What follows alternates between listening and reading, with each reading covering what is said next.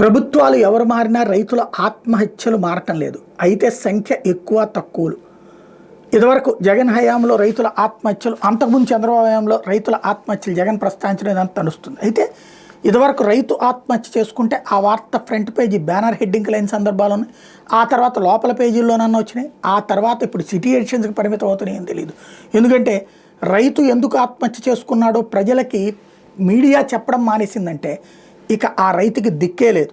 ఇప్పుడు తాజాగా అసెంబ్లీలో ప్రభుత్వం చెప్తే తప్పించి తెలియలేదు. రాష్ట్రంలో 2024 జూన్ నుంచి, అంటే వీళ్ళు అధికారంలోకి వచ్చినప్పటి నుంచి ఇప్పటి వరకు 39 మంది రైతులు ఆత్మహత్యకు పాల్పడ్డారని వ్యవసాయ శాఖ మంత్రి అచ్చెన్నాయుడు చెప్పుకొచ్చారు. బలవన్మరణాలకు పాల్పడ్డ రైతులు కౌలు రైతుల కుటుంబాలకు 7 లక్షల రూపాయలు జరిపిన ఆర్థిక సహాయాన్ని అందిస్తున్నామని చెప్పారు. అదే సందర్భంలో 2024 జూన్కి ముందు 103 మంది రైతులు ఆత్మహత్యలకు పాల్పడ్డారు.